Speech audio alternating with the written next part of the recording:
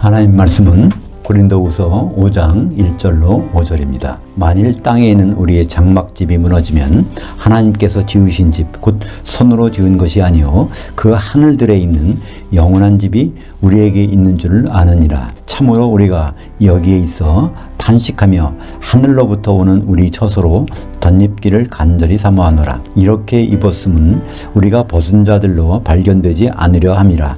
참으로 이 장막에 있는 우리가 짐진 것 같이 탄식하는 것은 벗고자 함이 아니요 오히려 덧입고자 함이니 죽을 것이 생명에 삼킨 바 되게 하려 함이라. 곧 이것을 우리에게 이루어지게 하실 터이요 보증으로 성령을 우리에게 주신 이는 하나님이시니라. 오늘 말씀 가지고 그리스도로 속옷 입고 세마포로 겉옷 덧입기라는 제목으로 말씀을 나누겠습니다. 성경에서 하늘은 셋입니다. 우리 세상에서는 하늘이 보통 9이라고 하죠. 그 사람이 죽으면 그 영혼이 부천을 떠돌아다닌다는 말이 있습니다. 근데 유대인들은 하늘이 7이라고 그래요. 성경에서는 하늘이 단 셋입니다. 예수님이 지금 가 계신 그 단수의 하늘, 그걸 셋째 하늘이라고 그러죠. 또 하나님 아버지께서 지금 와 계신 이 쌍수의 하늘, 하늘들. 그래서 성경에서는 하늘과 하늘들인데 하늘들이 2개의 하늘, 쌍수이기 때문에 하늘은 전체 3개가 되는 것입니다.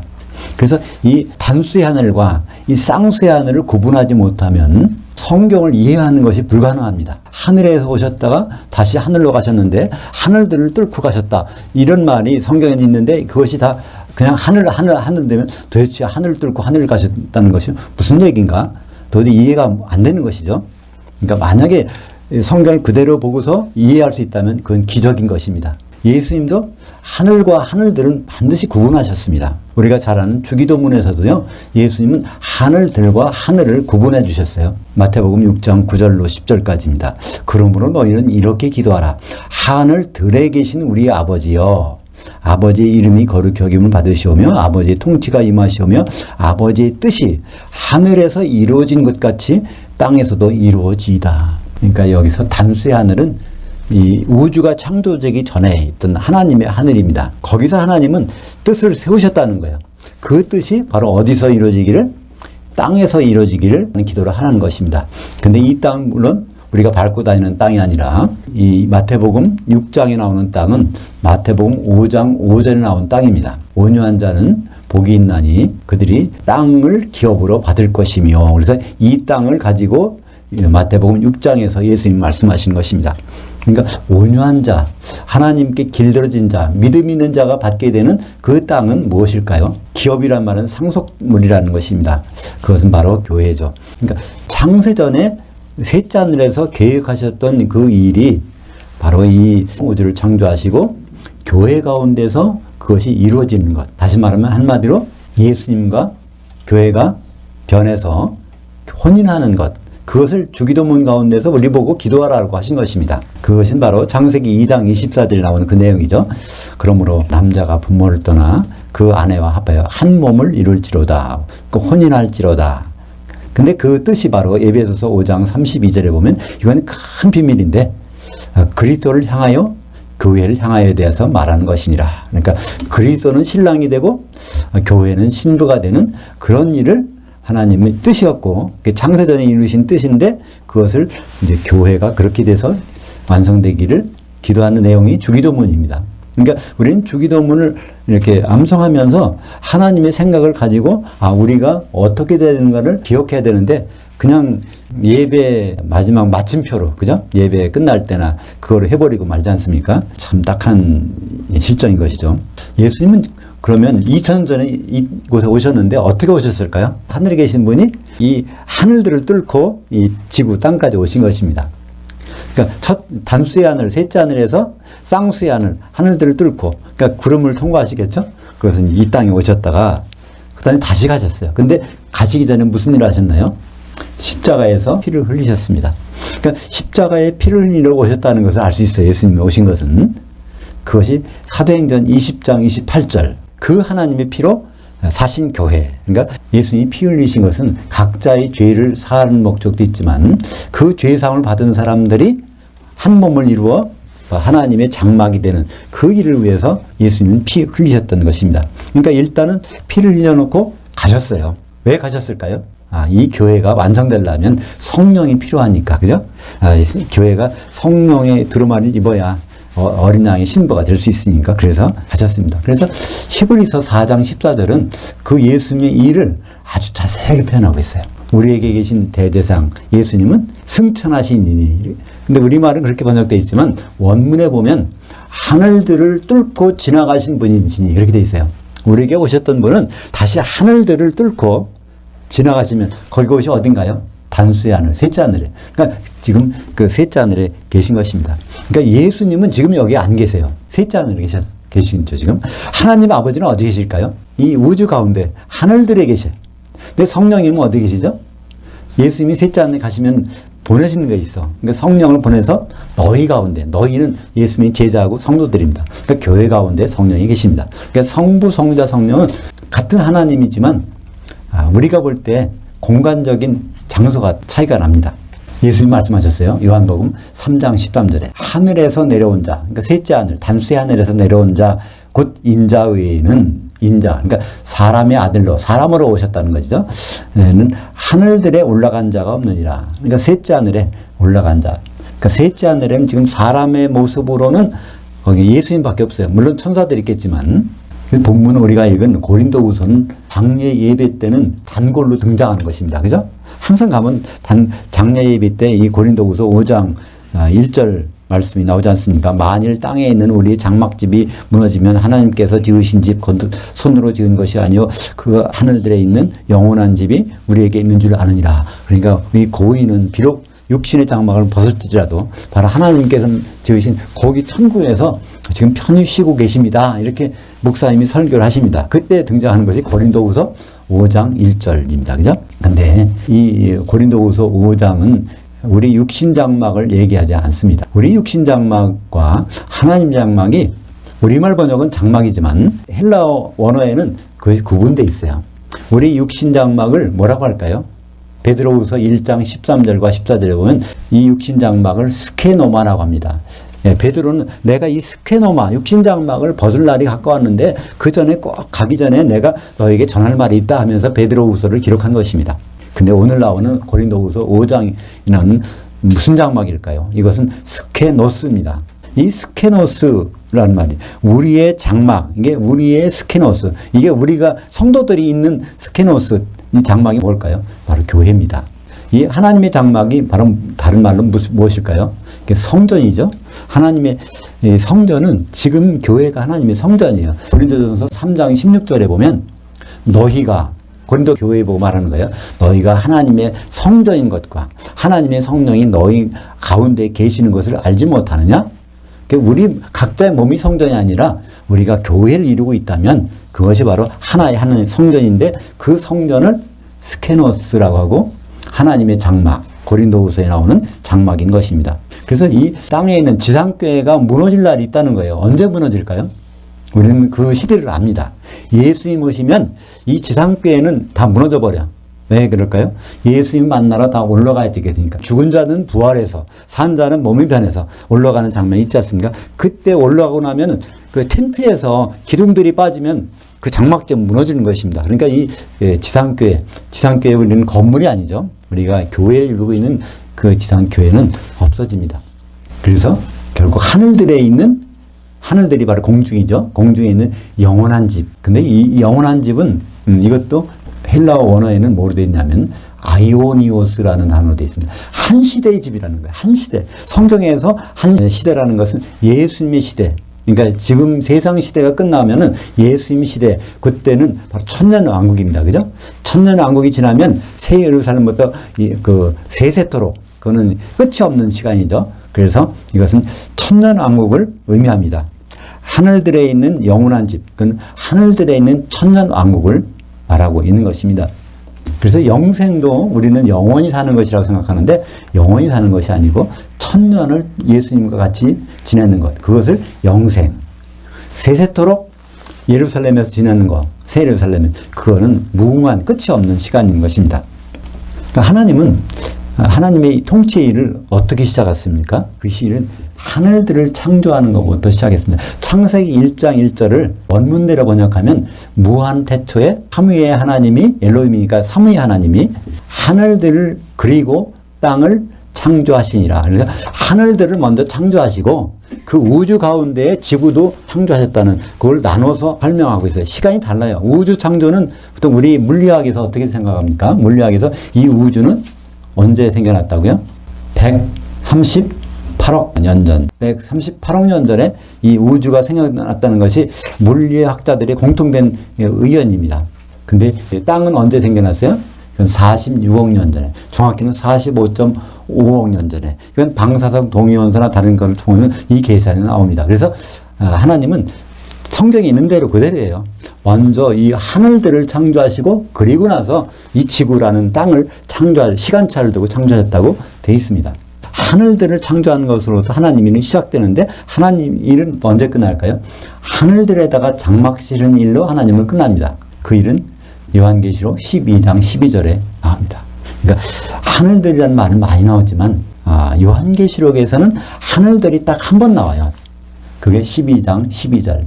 다른 하늘은 다 단수의 하늘인데 요한계시록 12장 12절은 하늘들에다가 장막 치신다고 말씀하고 있는 것입니다. 요한계시록 12장 12절을 볼까요? 그러므로 하늘들과 그 가운데 장막 칠 자들은 즐거워하라. 그러나 땅과 바다는 화했을진저 이는 마귀가 자기의 때가 얼마 남지 않은 줄 알므로 크게 분내어 너희에게 내려갔음이라. 이게 어느 시기를 말하는 것일까요? 마귀가 자기의 때가 있대. 분내서 활동할 때. 그것이 바로 언제죠? 1시간의 시험. 7년입니다. 7년 환란 동안에 땅과 바다는 화가 있다는 거야. 그러나 하늘들에다가 장막 칠 자들은 오히려 즐거워하라는 것입니다. 7년 환란이 나타나면 즐거워하라는 거예요. 바로 얼마 안 있으면 바로 하늘들에 가서 장막 칠 거니까. 그러니까 7년 환란을 즐거워하라는 얘기가 아니라 7년 환란이 있으면 바로 예수님 오신다. 그 사실을 알기 때문에. 그래서 즐거워하라는 것입니다. 그것이 요한계시록에 나오는 단 한 번의 하늘들입니다. 근데 그 일이 끝나면 하나님의 통치는 다 끝났어요. 왜냐하면 그 일이 끝난 후로는 예수님께서 통치하시니까 1000년 동안. 그러니까 7년 환란 오면 이제 우리가 장막 칠 시간이 되어가는구나. 그래서 오히려 기뻐하라는 거예요. 요한계시록 7장 15절. 바로 그 일입니다. 7년 환란이 끝난 다음에 나타난 일이 요한계시록 7장 15절입니다. 그러므로 그들이 그 하나님 보좌 앞에 있고 또 그 성전에서 밤낮 하나님을 섬김에 보좌에 앉으시니까 하나님이 그들 위에 장막을 치시리니 드디어 이 육신 장막이 아니라 그들의 하얀 옷을 입혀준다는 겁니다. 한 세마포 옷을. 그것은 요한계시록에서는 어린 양의 신부가 입고 있는 그 세마포시죠. 그것을 하나님의 장막을 친다고 말씀하고 있는 것입니다. 그것은 어떻게 할 수 있죠? 바로 요한계시록 7장 15절 앞에 그들이 누군가를 보면 알 수 있습니다. 그들은 어떤 사람들이에요? 셀 수 없는 큰 무리야. 근데 그들은 뭐가 있어요? 흰옷을 입고 있어. 흰옷은 어떤 사람에게 입혀준다고요? 요한계시록 3장 5절에 보면 이기는 자에게는 흰옷을 입혀주리니, 그러니까 하나님의 겉옷을 입혀주는 거예요. 흰옷을. 근데 요한계시록 15장 2절에서 그들을 뭐라고 표현하고 있죠? 불 섞인 유리바다 위에, 그러니까 불 섞인 유리바다는 지옥인데 그 위에 서서, 공중에 서서 모세의 그 노래, 어린 양의 그 노래, 그러니까 할렐루야, 하나님을 찬양하는 노래를 부르는 이기는 자들이라고 거기서 나와 있습니다. 이기는 자들이 다른 데는 다 단수로 나와 있는데 이기는 자들이 한꺼번에 모여있는 때가 있어요. 어떻게 모여있을까요? 이기는 자들이 한 세마포 옷을 입고 있으니까 그들이 복수로 성경에선 나타내고 있습니다. 이기는 자들이 복수로 나타내는 것은 그 한 곳밖에 없어요. 요한계시록 15장 2절에 나오는 그것은 바로 7년 환란이 끝난 다음에 그리스도 심판대에서 바로 기름을 준비한 자들, 그 이기는 자들로 구분되고 있는 것입니다. 근데 이 본문에서는 오늘 우리가 본 고린도후서 5장 1절부터 5절까지에서는 그 하나님이 장막 지시는 것, 흰옷을 입혀주는 것, 그것을 뭐라고 표현했냐면 덧입는다, 외투를 덧입혀주는 것으로 표현하고 있습니다. 성경에서 헬라어 원전에서요, 옷 입는 것을 엔듀오라고 합니다. 엔듀오. 옷 벗는 것을 에크듀오. 이 단어가 다 있어요. 오늘 본문 중에 고린도후서 5장 3절에 보면 이렇게 옷을 입었으면 이때 입었다는 얘기가 엔듀오라는 단어입니다. 근데 4절에 보면 벗고자 함이 아니오. 이 벗는 것은 에크듀오라고 해요. 엔듀오, 에크듀오. 거기에 한 단어가 추가됩니다. 어떤 단어일까요? 오늘 고린도 후서에서만 나오는 성경에 단 이곳에서 한번 나오는 에피엔디오마이. 그러니까 엔디오가 옷 입는 건데 거기다 에피를 붙여서 겉옷을 입는 거예요. 거기다 마이가 들어가면 이것은 헬라어에서는 중간태라고 그래서 능동태도 아니고 수동태의 근거. 그러니까 우리가 옷을 입지만 사실은 누가 입혀주는 거예요? 하나님이 입혀주는 거니까 거기에는 중간태라는 특별한 용법을 씁니다. 우리가 입고 싶어서 입는 게 아니에요. 우리가 속옷은 우리가 입을 수 있어. 혼자 입을 수 있지만은 이 겉옷은요, 그분께서 입혀줘야 되니까 거기에 헬라어에 마이라는 중간태의 어미를 씁니다. 그래서 에피는 위에, 엔디오는 입는 거, 그 다음에 마이는 중간태. 그래서 하나님께서 입혀주시는 겉옷을 말하고 있는 것입니다. 그것을 하나님의 장막을 덧입혀주는 것이라고 말씀하고 있는 것입니다. 그래서 고린도후서 5장 2절에 보면 참으로 우리가 여기서 탄식하며 하늘로부터 오는 우리 처소로 덧입기를 간절히 사모하노라.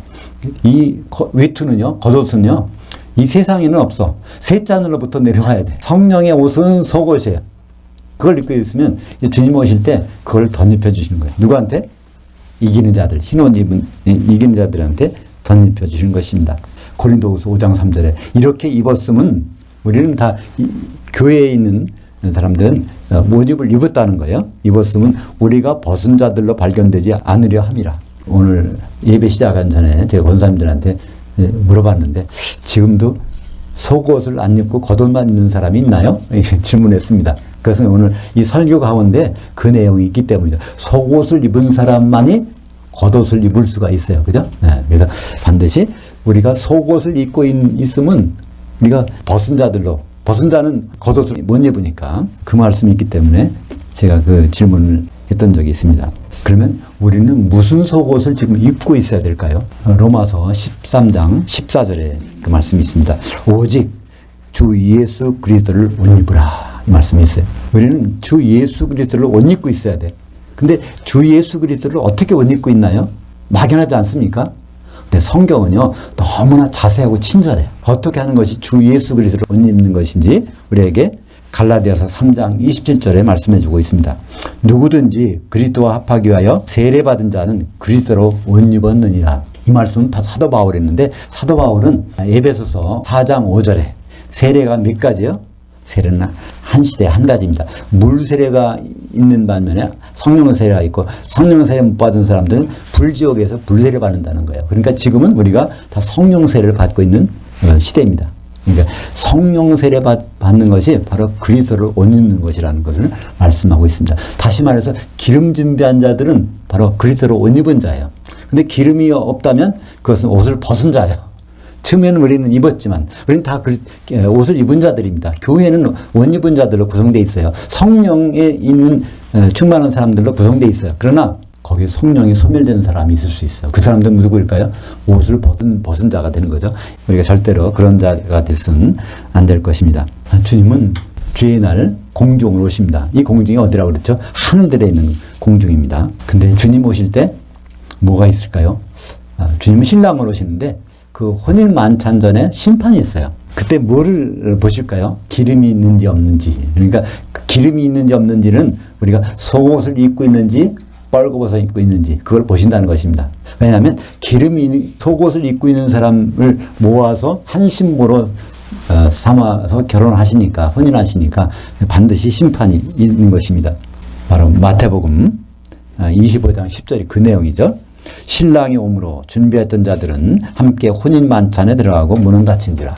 그래서 혼인 만찬에 들어가기 전에 바로 그 준비했던 자, 성령의 기름을 준비했던 자가 들어가고 그걸 준비하지 못한 사람, 소멸된 사람은 쫓겨나서 이를 가는 장면이 나오는 것입니다. 그러니까 우리 주님이 셋째 하늘에서 오시고 하늘들을 관통해서 공중으로 오시고 우리 그 지상교회는 죽은 자나 산 자나 다 부활해서 공중으로 올라가죠. 그래서 같이 만나는 그런 그림이 한가운데가 분명히 나와 있어요. 성경에서. 그 유명한 그림이 요한계시록 1장 13절입니다. 그 촛대들 한가운데 인자 같은 이가 발에 끌리는 옷을 입고 가슴에 금띠를 띠고 그 촛대들, 여기 정관사가 붙었어요. 7교회들. 세상에 있는 모든 교회는 7교회에 포함되어 있죠. 근데 7교회가 어디가 있냐면 주님을 만나고 있는데 주님은 공중으로 오셨으니까 근데 공중에 7개 교회 한가운데서 예수님이 서서 불꽃 같은 눈으로 긴 옷을 입고 그러니까 제사장, 심판관이라는 걸 알 수 있습니다. 인자라고 표현될 때는 반드시 심판하시는 분이라는 뜻이에요. 요한복음 5장 27절에 예수님이 인자됨으로 말미암아 심판하는 권세를 그에게 주셨느니라. 그러니까 인자, 사람의 아들로 오셨기 때문에 사람의 아들로 오셨다는 얘기는 피 흘리러 오셨기 때문에 피를 흘리셨기 때문에 그 피에 대한 심판하실 때는 반드시 예수님이 하시는 것이고 예수님이 누굴 심판해요? 피로 하신 것이 교회니까. 그러니까 7배 교회 한가운데서 나와서 심판하시는데 거기서 기름이 있는지 없는지 그래서 구분하시는 것입니다. 그래서 우리는 반드시 심판이 있어요. 이렇게 예수 믿고 할렐루야 감사합니다. 이렇게 그냥 지날 때가 아니에요. 우리는 엄중한 심판이 있습니다. 사나 죽으나 심판이 있어요.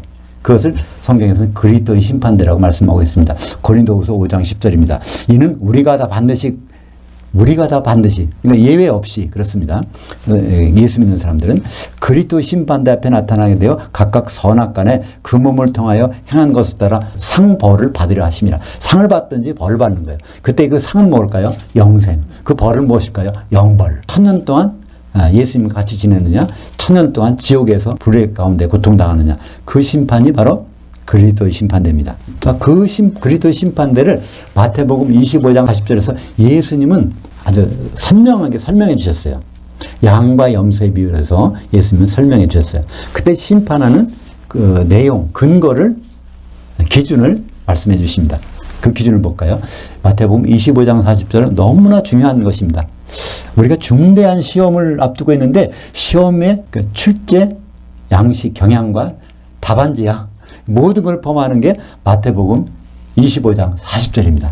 다른 건 성경에서 몰라도 마태복음 25장 40절은 예수 믿는 사람들이라면 반드시 기억해야 될 것입니다. 그 왕이 대답하여 이르시되 내가 진실로 너에게 이르니 너희가 여기 내 형제들 중에 지극히 작은 자 하나에게 한 것이 곧 내게 한 것이니라.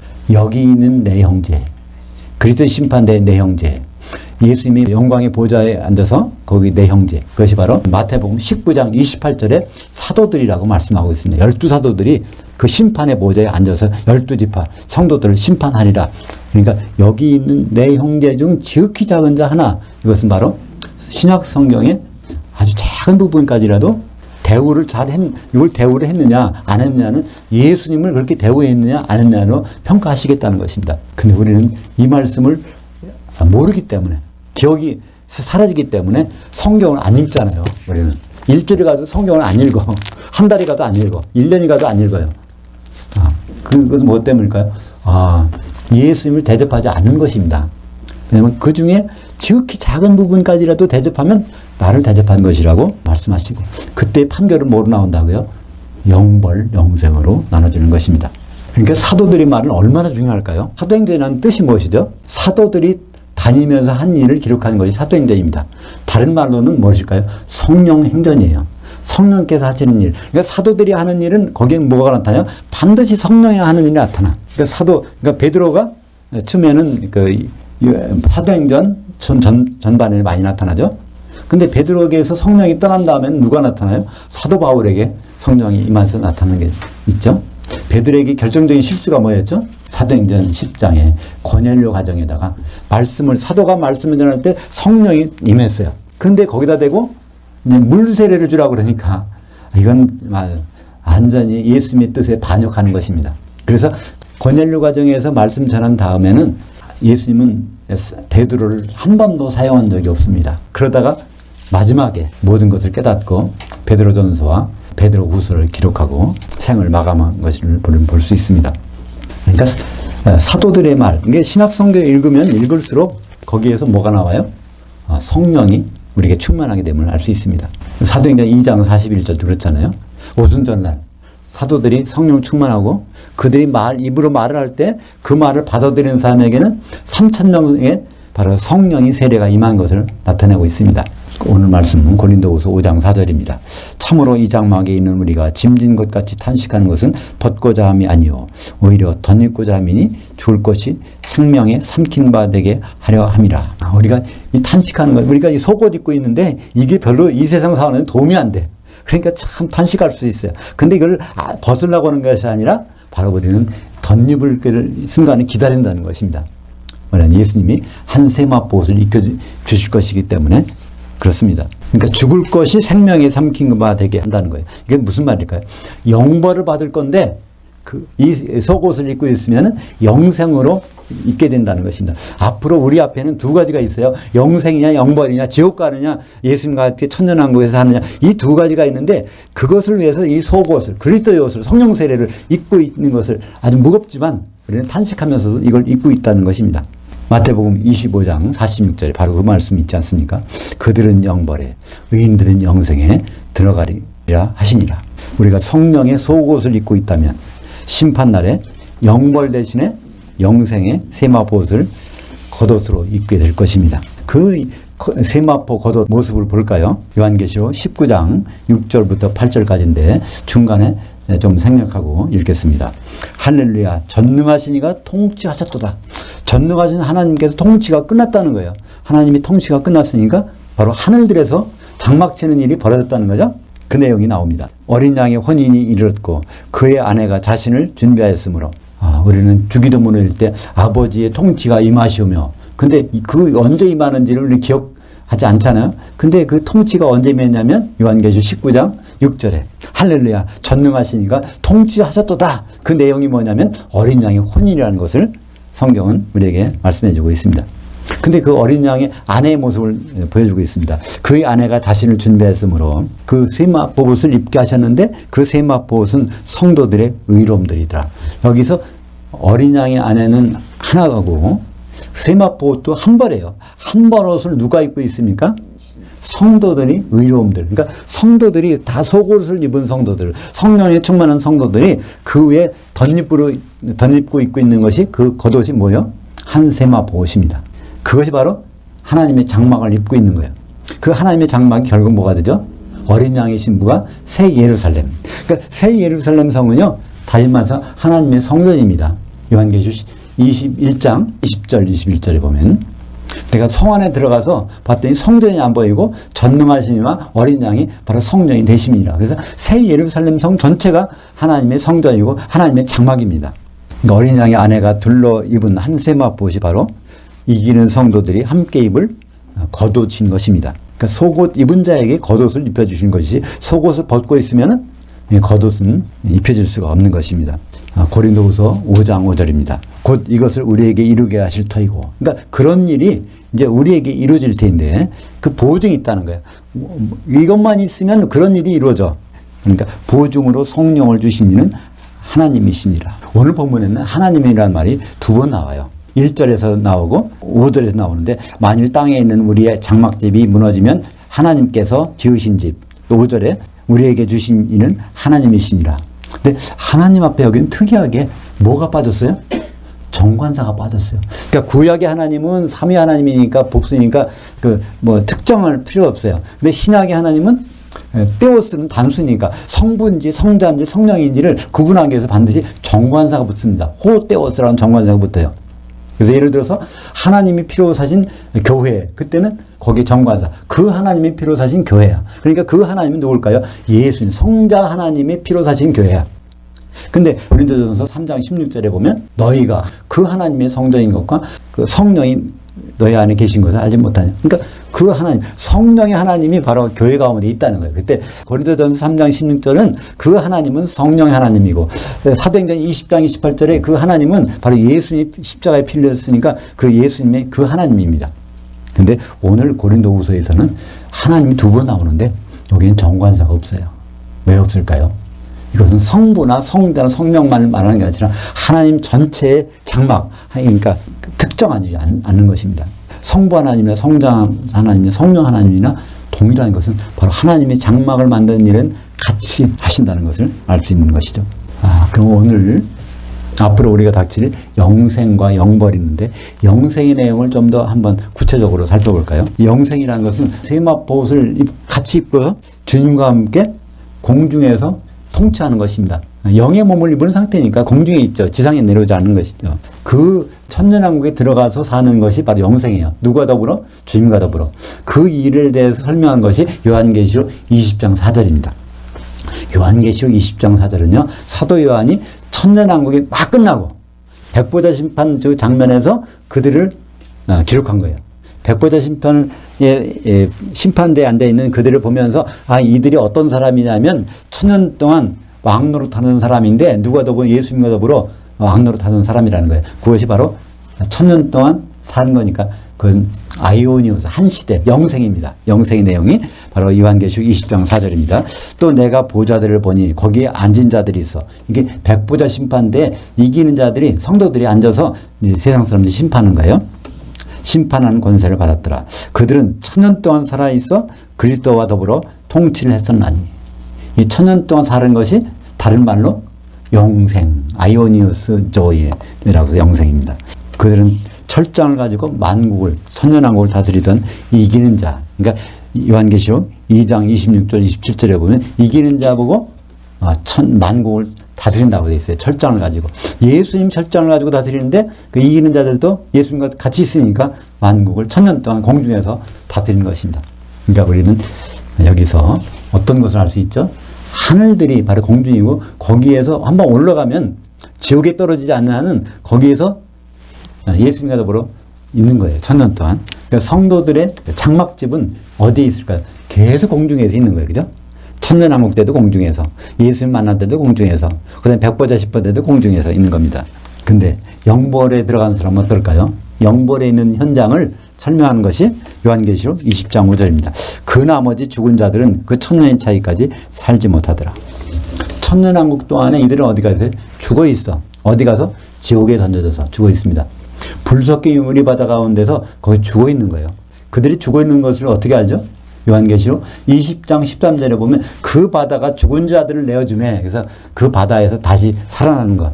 그 사람들이 바로 기독교인 중에서 기름 준비 안 해가지고 지옥에 던져진, 불섞인 유물 바다에 던져진 사람들이 천년 동안 살지 못하고 거기에 있다는 것을 말씀해주고 있는 것입니다. 우리의 지상에 있는 장막집이 무너지면, 다시 말해서 지상에 있는 교회가 무너질 날이 있습니다. 주님이 오시면 공중에 올라가야 되니까 20장 27절부터 9절까지 이것은 천년왕국이 끝나고 이제 천년왕국이 끝나면 누가 놓이죠?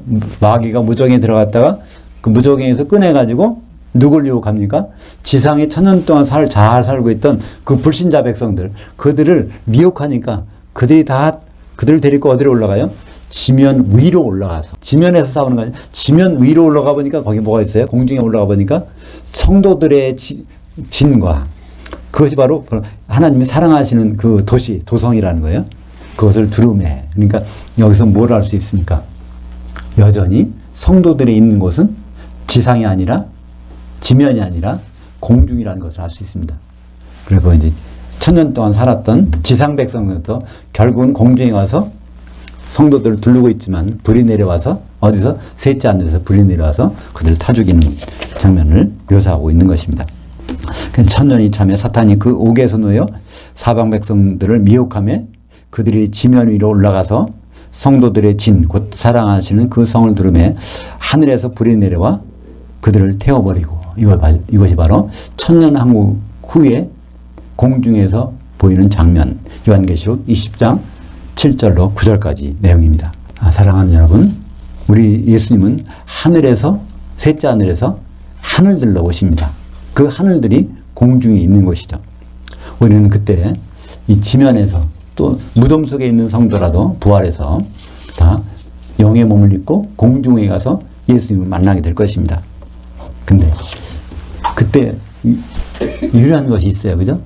속옷 입고 있는 사람은 예수님과 더불어 한세마포옷을 입고 예수님과 더불어 지내는데, 속옷이 없다면, 벌거벗은 몸이 된다면 그것은 운명이 바로 영벌에 처하는 것을 우리는 볼 수 있습니다. 성령의 기름을 진리하는 이기는 자만이 어린 양의 안에 한세마포옷을 겉옷으로 같이 입게 될 것입니다. 그렇지 않다면 그 참 절망이지 않습니까? 예수 똑같이 예수 믿었는데 영벌로 가느냐 영생으로 가느냐, 그것은 그리스도의 옷을 속옷으로 입는 바로 성령 세례 가운데 있는 기름을 준비한 자만이 그런 길로 갈 수가 있는 것입니다. 기도하겠습니다. 하나님 아버지 감사합니다. 우리는 오늘 겉옷을 입는 그날이 온다는 것을 고린도후서 5장에서 다시 한번 발견했습니다. 우리가 그러기 위해서 속옷을 입어야 되는데 그리스도로 옷 입는 것은 성령 세례라고 하셨고 예수님이 그것 때문에 다시 하늘에 올라가신 것을 기억합니다. 주님이 오시는 날 속옷을 입은 자들이 한 세마포 옷을 입고 주님과 더불어 혼인잔치와 천년왕국에 지내는 그것을 꿈으로 그리며 사는 성도들이 될 수 있도록 인도하여 주시옵소서. 예수님 이름으로 기도합니다. 아멘.